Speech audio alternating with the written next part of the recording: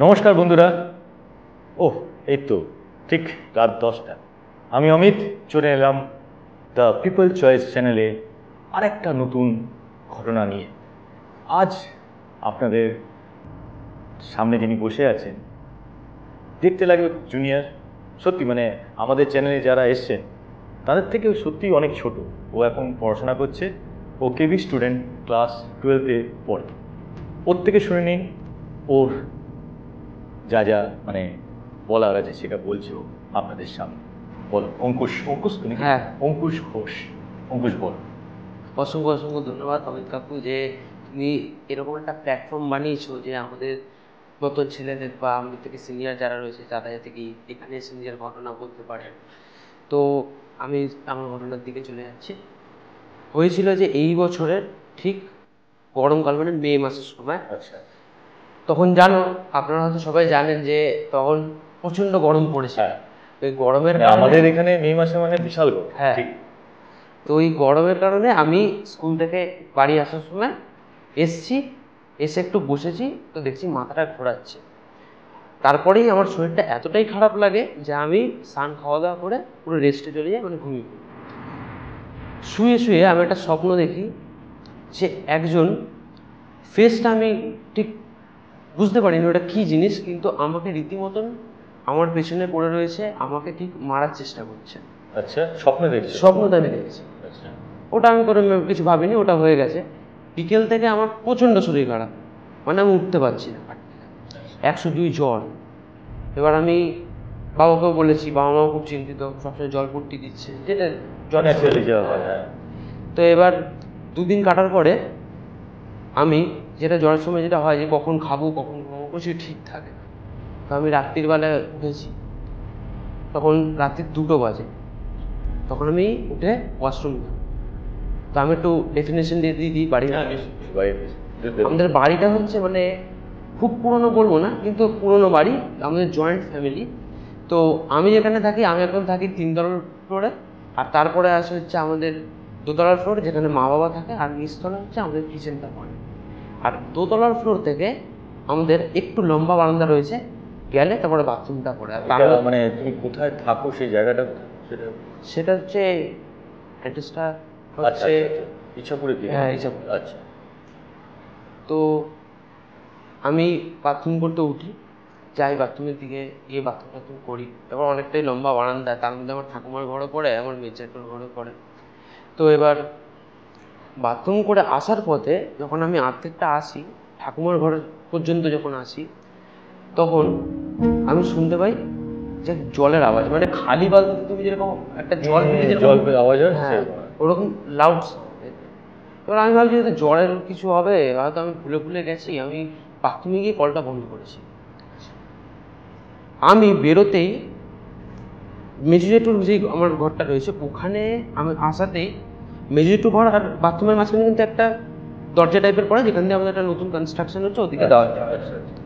তো ওখানে আমি দেখতে পাচ্ছি মেজুজেটুর ঘরের সামনে এসে যে কিছু স্মোকি টাইপের জিনিস, মানে পুরো স্মোকের মধ্যে যদি কোনো একটা মেয়েকে যদি আমি পুরো চুল ছাড়া অবস্থায়, মানে সাদা কাপড় পরে যদি ছেড়ে দিই, জিনিসটা কিন্তু পুরো দেখতে পাচ্ছি না, কিন্তু আবছা আবছা। কি বলছো? হ্যাঁ, সত্যি দেখা যাচ্ছে, মানে তুমি দেখছো? মানে দেখতে পাচ্ছি, পুরো আমি দেখতে পাচ্ছি, আমি ফিল করছি। যখন আমি এটা ফিল করছি, আমার পুরো শীত দ্বারা দিয়ে একটা কিছু ঠান্ডা কিছু নেমে যাচ্ছে। এটাকে এখন মানে জাস্ট তুমি বললে মানে আমার মনে হয় আমার শীতটাতে কিছু নেমে গেল।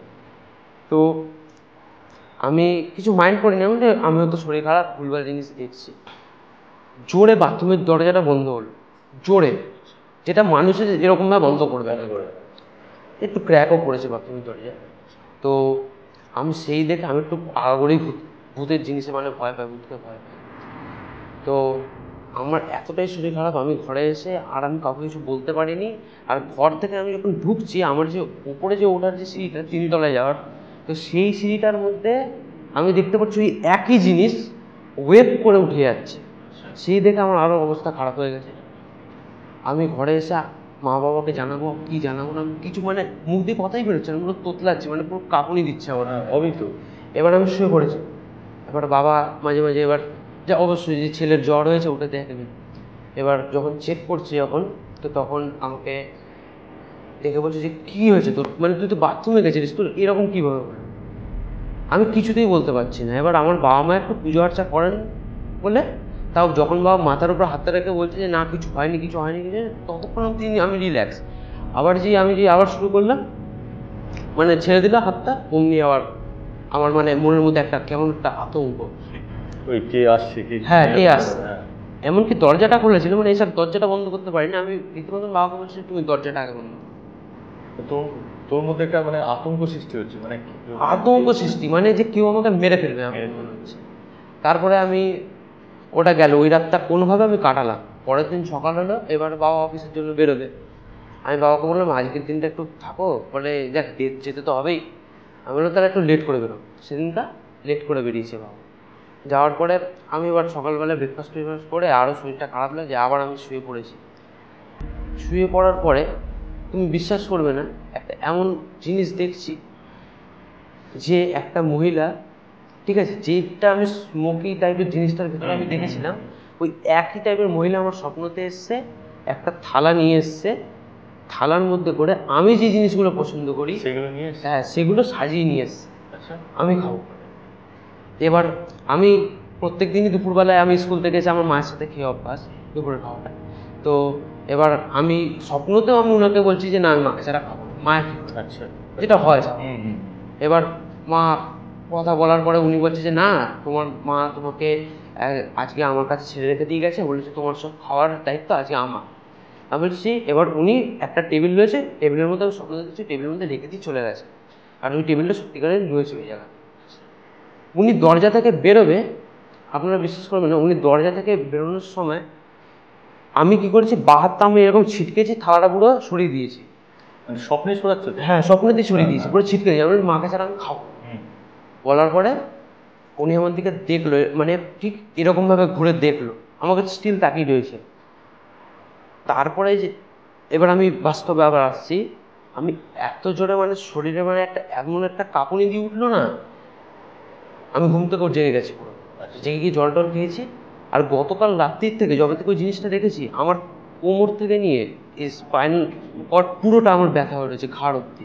পরের দিন আমি এই ঘটনা দেখার পরে যখন এই জারটা দিয়ে উঠলো, আমি আর কিছু দেখতে পাচ্ছি না, মানে আমার কোনো ব্যথা ফিলিংই হচ্ছে না, মানে কিছু হয়নি মনে হচ্ছে। তার 2-3 দিন পরে আমি যেটা মানে পরে রিলেট করে আমি বুঝি ব্যাপারটা, যে আমার বাবা মা একটু পুজো আর্চা করেন, তো সকালবেলায় সকালবেলায় মা মন্দিরে গেছেন, আমাদের পাড়ায় একটা কালী মন্দির আছে, ওখান থেকে তারা মায়ের মানে কালী ঠাকুরেরই মানে জবা ফুল এনেছিলেন, পূজারি যে রয়েছেন তিনি বলেছিলেন ওর ওটা মাথায় দিয়ে দেবেন।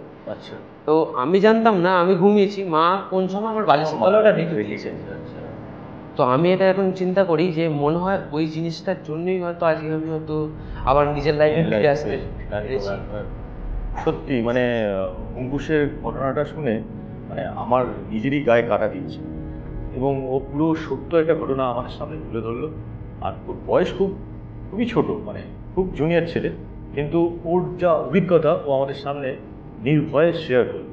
খুব ভালো লাগলো অঙ্কুশ, তুমি আমাদের চ্যানেলে আবার আসবে, আবার আমি তোমাকে আমার চ্যানেলে নিয়ে আসবো। আজ এখানেই শেষ করছি, আবার পরের রবিবার ঠিক রাত 10টায় দ্য পিপল চয়েস চ্যানেলে ওপারের কথা নিয়ে আর একটা নতুন এপিসোড। নমস্কার, ধন্যবাদ, শুভরাত্রি।